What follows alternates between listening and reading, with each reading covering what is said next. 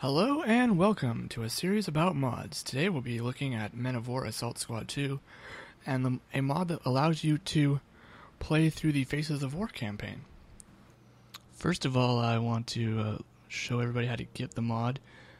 First, go to your Men of War Assault Squad 2 workshop page, and then in the search bar type in Faces.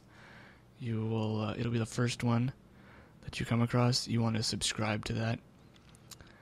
Then you want to start up your Men of War game.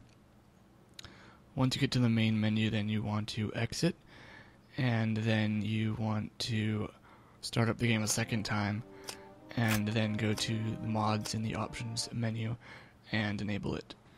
I just want to make a quick note here that you cannot use the beta patch. Once you get the mod loaded, there will be a different background image, the one of the cover from Faces of War, to let you know that you've got it up and running properly. In the background, I have some gameplay footage showing off the mod in action. One of the things I do really enjoy about this mod is the smaller scale skirmishes that take place in it versus the larger scale, more wide open missions that are in the Assault Squad 2 base game.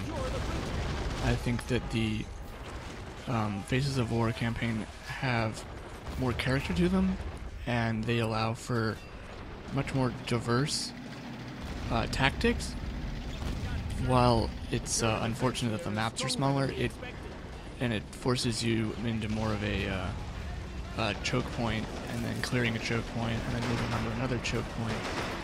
I think it's a much needed contrast to the Assault Squad 2 campaign, which feels a lot more like playing a multiplayer match against relatively unintelligent AI. One of the other great features of this mod is it lets you play an older game with updated control scheme and gameplay. I don't know if you remember, but in the Faces of War game, you had to left click in order to select troops, and then left click again to order them. And with this mod, it plays just like Assault Squad 2. You're left clicking to select and right clicking to issue move orders. And I think that is a great addition, because let's be honest, the controls of earlier RTS games were not the most practical, and definitely did not take advantage of multiple mouse buttons. As far as negatives go towards this mod, I only have two. They're somewhat major, and one of them hopefully might get fixed in the future. The first one being that on some of the maps with more events going on, such as the D-Day landing, the frame rate is not constant, and it's unfortunate because you would think with using an older game with smaller maps it would have higher frame rate.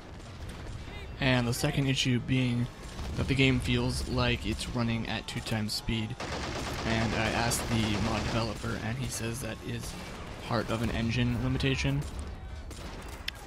With these two drawbacks, it definitely does not completely ruin the experience. I find the 2 times thing a bit irritating, but it is definitely a mod you should check out, and it definitely takes you back to a simpler time in the Men of War franchise. And until next time, I'm Wigan. The Curious Gamers is all you need in a gaming community, with articles, podcasts, forums, and more. It's everything you're looking for. There's t-shirts,